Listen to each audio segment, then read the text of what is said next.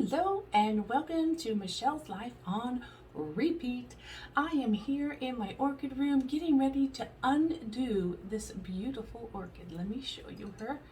She is one of my purchases at Trader Joe's. Now, if you live in the United States of America, Trader Joe's has excellent quality orchids. If you don't live in the United States, I am sorry. But Trader Joe's still has excellent orchids. And I went in today to spoil myself because my shelf was looking a little bare downstairs where there was an empty spot because my last orchid finished her blooming and she is now back on the grow shelf. So I asked my sweet budget man, could I please, pretty please, shall we go shopping for just one more orchid? And he just handed over his wallet. Lord bless him. I could have come out with a lot of orchids, but no, I was disciplined. I came out with one orchid, but you know me, if you know me well enough, you know I'm thrifty. Look at all the goodies that are in that pot. Those are not orchids. So on top of getting an orchid, I have acquired 3 additional plants, I believe. And I wanted to take you along to unpot them all just to see what the roots look like and to see how you can stretch your $17.99 purchase 3 or 4 ways. Let's unpot her, shall we? I thank you for joining me today. If this is your first time here, I am Michelle. I love orchids and they have become a hobby for me, but I've only been doing them for 3 years, so I am in no ways an expert. So the advice I give is accumulated from learning and lots of learning, and still sometimes I utter wrong things about orchids, and you are sure to correct me out there if you know the correct thing I should be saying. I thank you for doing it gracefully, and that's how we grow and that's how we learn, is when we have friends on the journey to help us. So I want to unbox her, well, not unbox her, I want to unmoss her because they have this decorative moss on the top that does no purpose other than being decorative.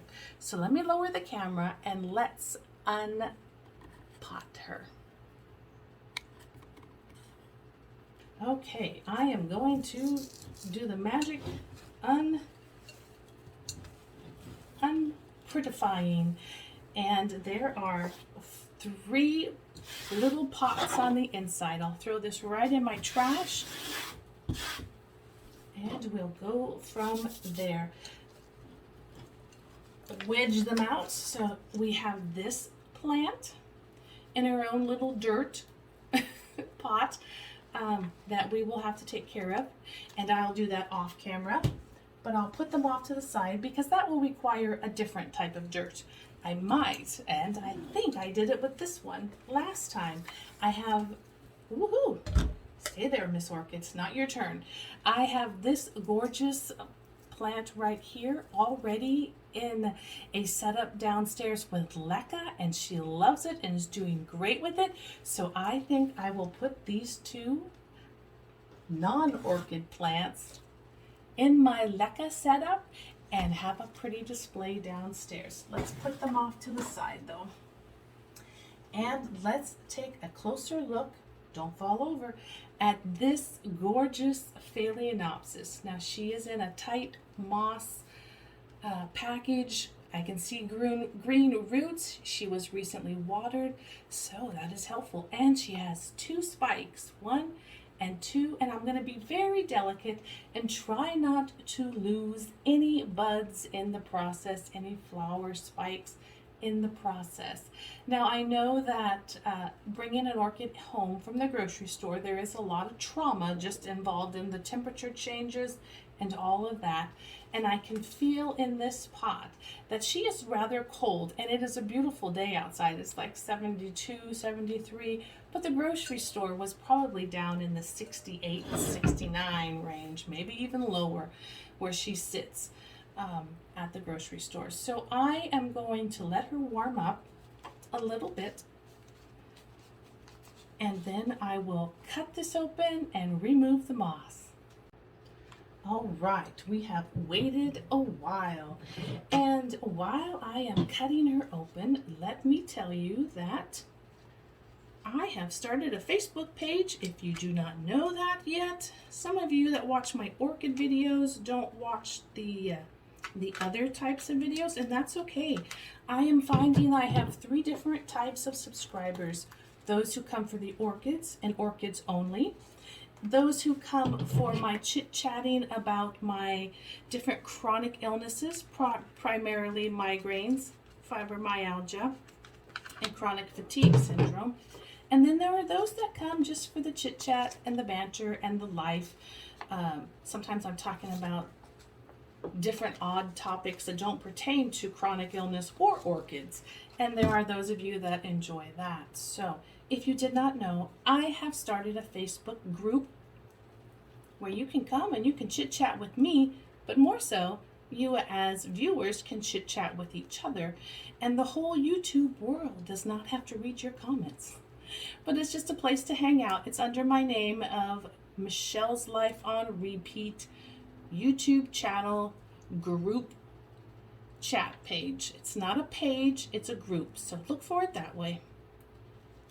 And I am now undoing all of her pretty hard packed moss, revealing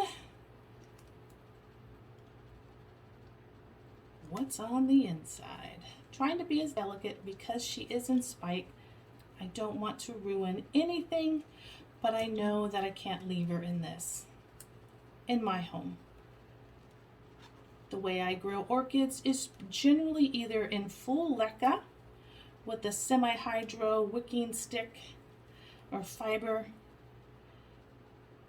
And if it's a Phalaenopsis and I'm getting her used to that, then I pour water over manually and not use the wicking stick until she's kind of got used to it for about 4 months.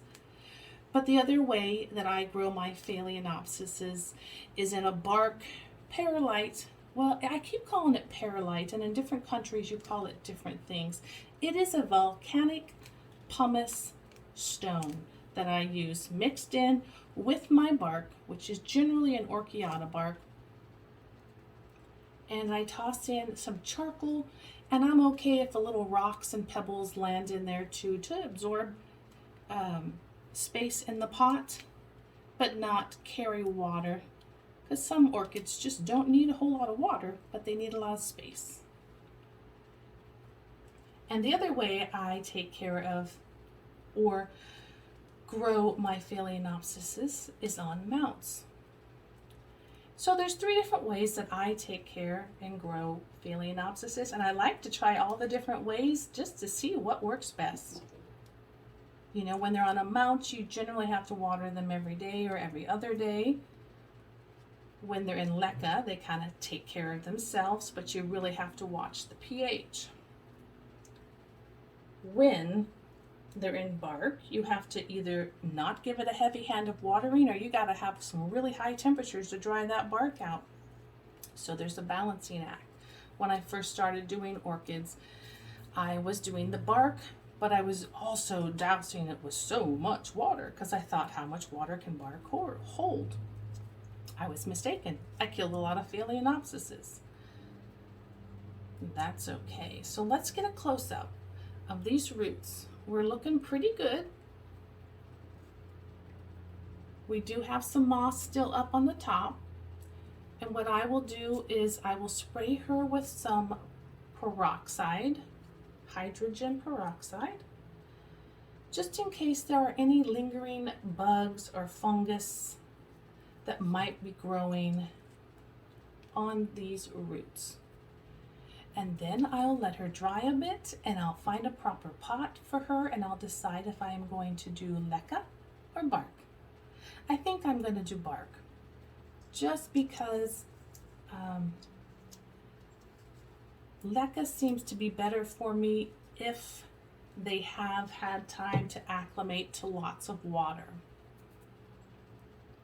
Like maybe in a glass jar where you are pouring water over them one day, draining it the next day, filling it up 3 or 4 days later, draining it again, and doing that repetitively for a few weeks to get her ready for the wetness of leca. I think I see 1 dead root so far. This one, excuse me.